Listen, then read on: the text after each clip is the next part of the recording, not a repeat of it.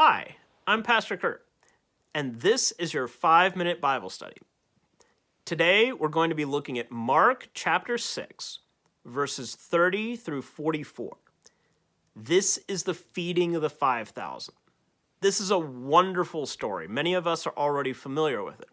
But to recap what's going on, Jesus has been teaching a lot of people, and it's getting late. And the disciples see that the people don't have any food. So they tell Jesus to send the people away, send them back into the villages so that they can get some food to eat. Sounds like a practical thing to do. But instead, Jesus tells them, you give them something to eat. He asks them how much food they have. They say, we've only got 5 loaves and 2 fish. Jesus takes the food, he blesses it, gives it to the disciples give it to the crowd, and the crowd eats. There's all kinds of good stuff happening here. First of all, let's start at the beginning. The disciples see this need. They see that the people are hungry, and they offer a solution. They ask that Jesus send the people into the villages. Sometimes today, we will see a need in the world. We will see people who need something, food or whatever. And sometimes we'll offer a solution. And that solution is often the same one the disciples said. Let somebody else take care of them.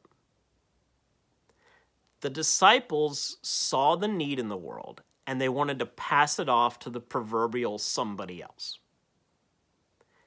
Jesus wouldn't let them do that. And Jesus doesn't let us do that either. When you are the one who sees a need in the world, when this trouble tugs at your heart, that's a call to you to do something about it. Maybe it doesn't tug at the heart of somebody else, but we know it tugs at your heart. We know it matters to you. So Jesus says, no, you can't put this off on somebody else. You feed them. Well, the disciples look at their resources and they say, we've only got 5 loaves and 2 fish here, Jesus. We don't have enough to feed all these people. This is the mindset of scarcity. And this is really, really easy to listen to. Sometimes we don't think we have enough money, enough time, enough energy, enough whatever it is. Sometimes we don't think we have enough. And so we see this giant need, we see our itty-bitty little resources, and we don't think they match. And in one sense, they don't, right? How in the world can 5 loaves and 2 fish feed 5,000 people? Now, remember, it was probably even more than 5,000 because it was 5,000 men plus women and children. So think like 5,000 households. So it's even more than 5,000. So how in the world can this itty-bitty little bit of food feed all these people? Well, in the hands of Jesus, it does. Jesus takes the 5 loaves and 2 fish, blesses them, gives them to the disciples, and tells them to distribute it to the people. They do, and it feeds everybody. Now, how in the world does that happen? A lot of times, people think that Jesus multiplied the loaves and the fish. That 5 loaves and 2 fish cannot feed 5,000 households or the people. So Jesus has to make more food. It's got to be like some kind of magic trick where more food just magically appears and feeds all these people. No. Okay? Jesus did not multiply the loaves and the fish. The incredible thing here is that Jesus took the resources that were available and he fed the crowd with them. You don't need to multiply in order to feed. Think about it this way. Jesus himself was one person. But how many people throughout the course of history has this one person fed? An incredible number. Or think about the Bible, right? There's only one Bible. But how many people's lives have been fed by the richness of the Bible?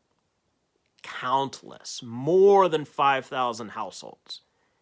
It's not like people are multiplying the Bible, right? Yes, there are different printings of it in different languages, but that's not what I mean.